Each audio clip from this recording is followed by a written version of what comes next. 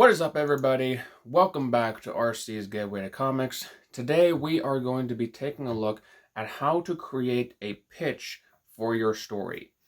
This could be for a comic book, or it could be for a fiction story like what I have with my Red Sky series.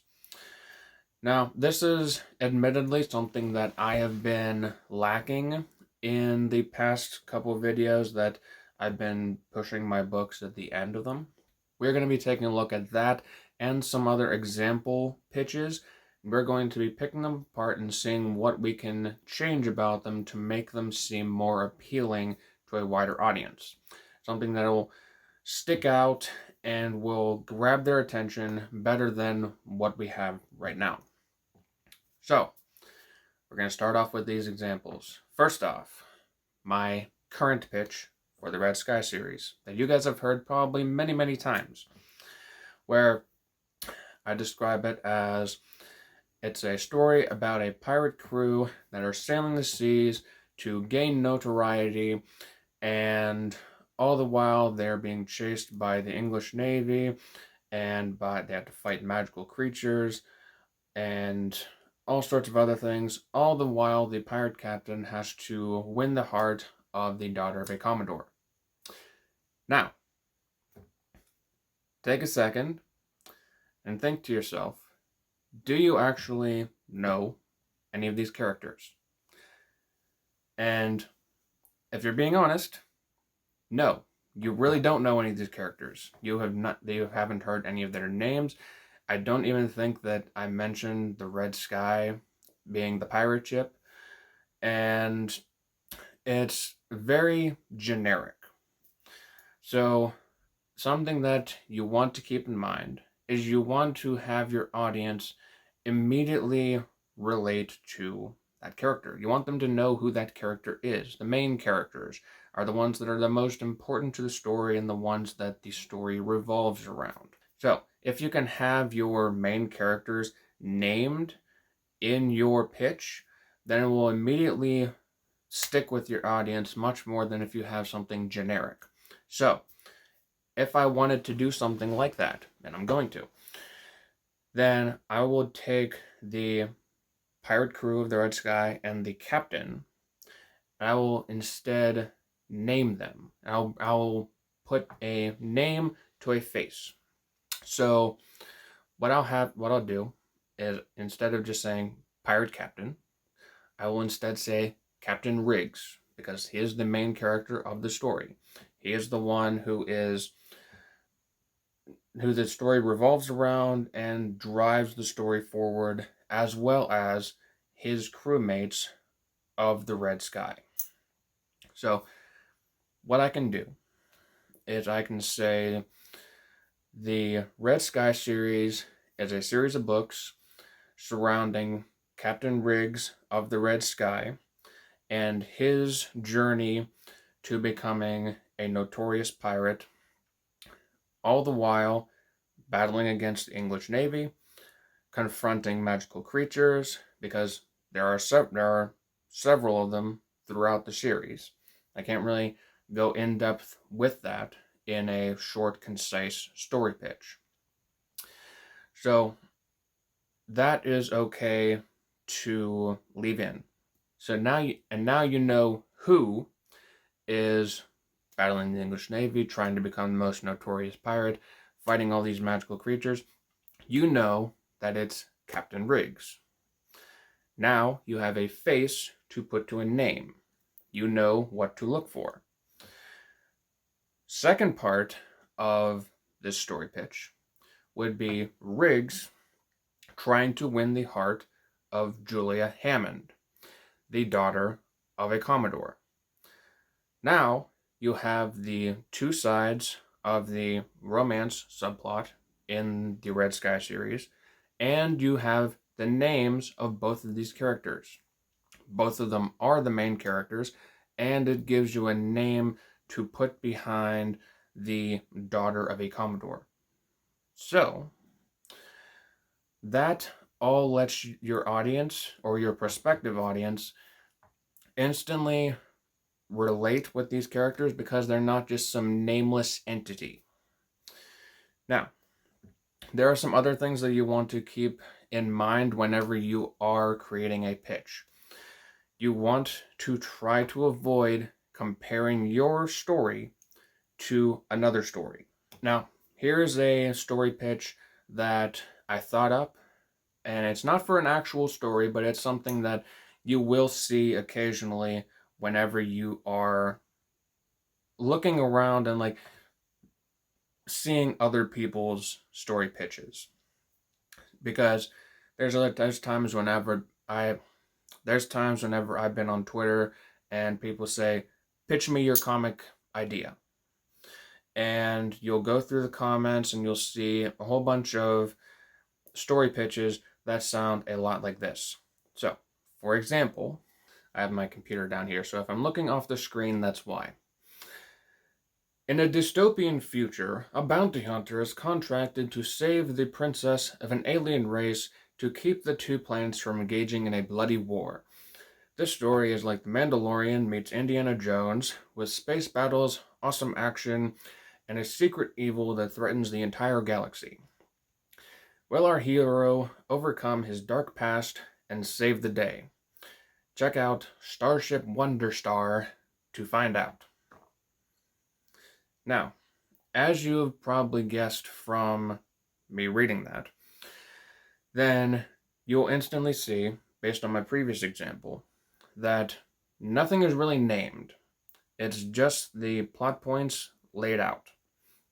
Also, you'll notice that there's a comparison to another, or actually several other franchises that really don't have anything to do with this story pitch.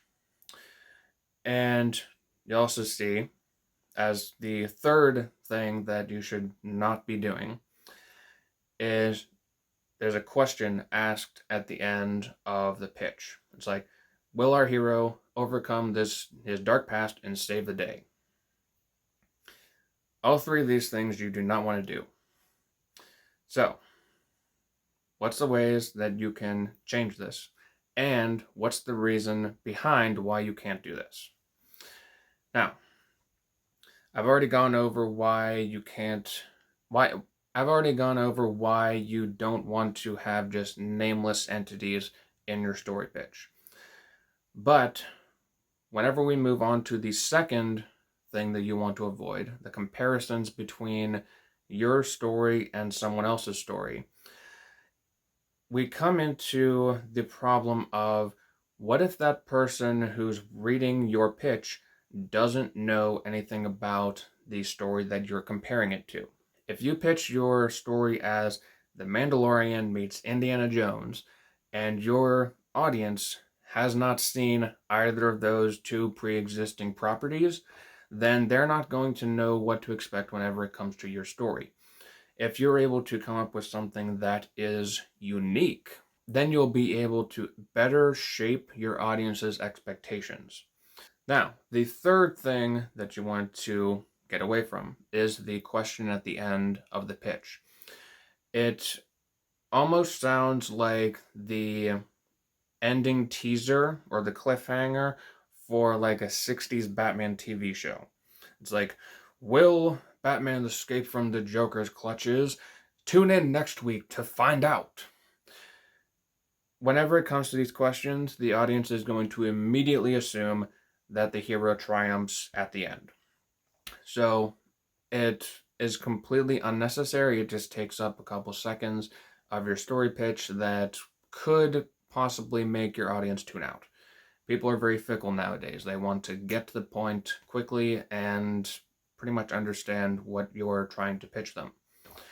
So, with all of this in mind, I'm going to show you guys what my revamped pitch for this mock-up story will be.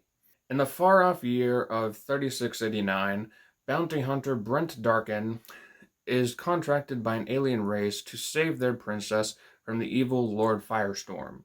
If he doesn't hurry to save the lovely Princess Treacle, then her planet will be forced into war with their mortal enemies, the Zuclanians.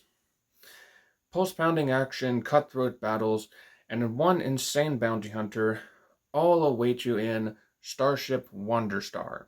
Now, ignoring all of the insanely crazy names that I came up with for these characters, I think this sounds much better than the previous pitch that had all these no-named entities and these generic plots that seemed like they were just dumped in from the garbage bin of the writer's room. By adding all these details, it makes the story seem more grand, and it sticks out to your prospective audience much more. This is very similar to how I revamped my Red Sky pitch, and I think it sounds much better. So, whenever you are trying to pitch a story, the three things that you need to remember are: name your characters so that your audience can relate to them more, so they have a name to put to the face.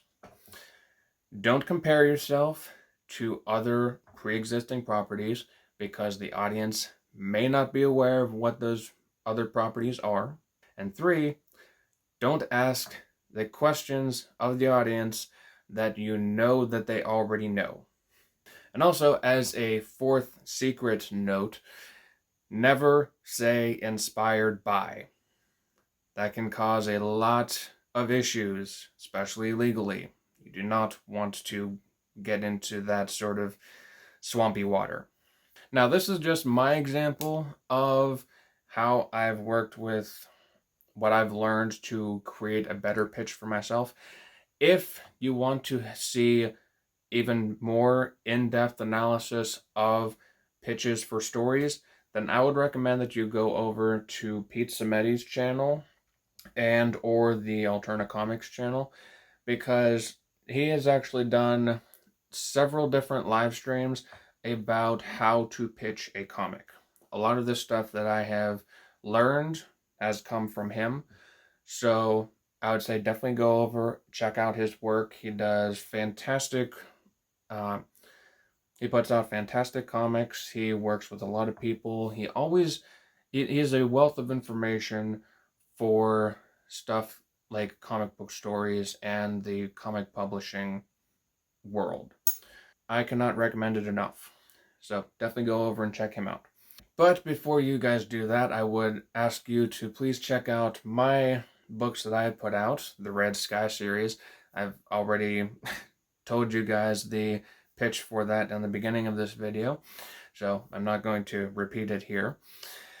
If you guys enjoyed this video and found it helpful, please leave a like, comment what your thoughts are on creating a comic pitch, and if you would like to, please subscribe. The more that we grow this channel, the more people will be able to see, hopefully, valuable information like this. Thank you guys all for watching, and I will see all of you in the next video. Peace out.